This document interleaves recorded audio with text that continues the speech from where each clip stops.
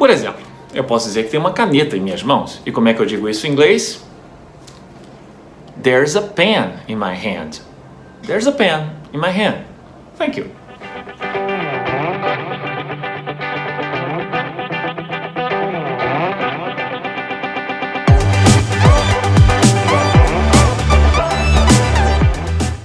Hey there, how's it going?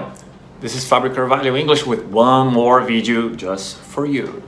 E aí galera, beleza? Aqui é Fábio Carvalho para trazer mais um vídeo para vocês. E hoje falando de um tema que eu acho muito importante, porque muita gente aqui no Brasil erra muito ao usar ou ao não usar esse tipo de estrutura em inglês. E ela é uma estrutura até básica, mas que muito importante na língua inglesa, porque ela é muito diferente daquilo que você pensa quando você diz que tem alguma coisa em algum lugar. Por exemplo, você já pensou em falar tem um supermercado na minha rua? Já pensou em falar tem uma loja naquele shopping? Já pensou em falar tem prédios naquela cidade? Então, por exemplo, como você diz isso em inglês? Como você fala esse tem alguma coisa em inglês? Na sua cabeça eu tenho certeza que se você já estudou inglês, na sua cabeça vai ver aquele verbo have.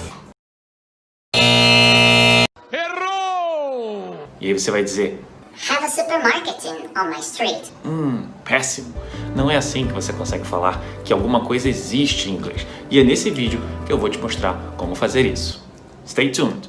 Em inglês existe uma estrutura que é fundamental para você dizer que algo existe em algum lugar. E essa estrutura é there to be.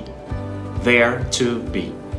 Mas aí você pergunta, Fábio, que estrutura é essa? Como é que eu uso isso? Para que eu uso isso? Você usa isso essencialmente para dizer que algo existe. Aqui no Brasil, no nosso português, a gente tem a tendência a dizer que alguma coisa tem em algum lugar, que tem alguma coisa em algum lugar. E aí que está uma grande armadilha quando você não entende corretamente o uso do there to be. Por quê? Porque there to be é usado nesse sentido de existência.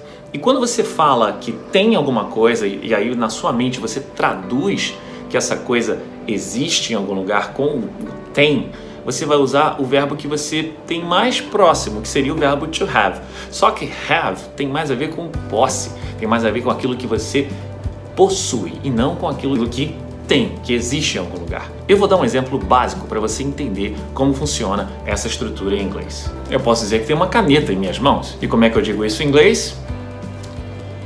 There's a pen in my hand.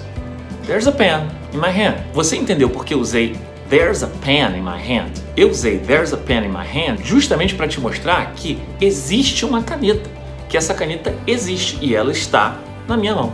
So there's a pen in my hand. Claro que quando você diz there's a pen in my hand, você está enfatizando o objeto, a existência desse objeto. Aí você pergunta, mas Fábio, se eu quisesse dizer que eu tenho uma caneta? Normal, aí você possui uma caneta e você fala I have a pen. Como você poderia dizer I have a car. Como você poderia dizer I have a dog. Muito lindo. Esse é o cute. Nesse caso, o verbo to have vai enfatizar a posse, que você possui alguma coisa, que alguma coisa é sua.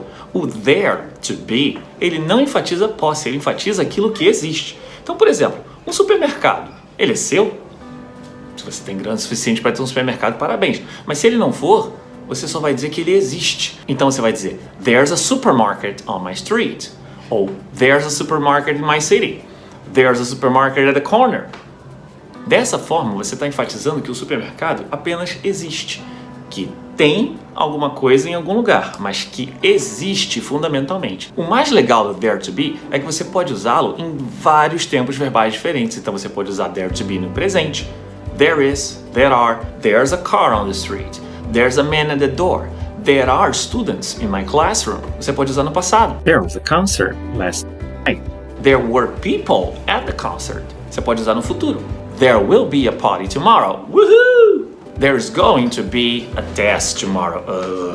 Grande força que você tem nessa estrutura é dizer que algo existe. Então você pode usar em N possibilidades.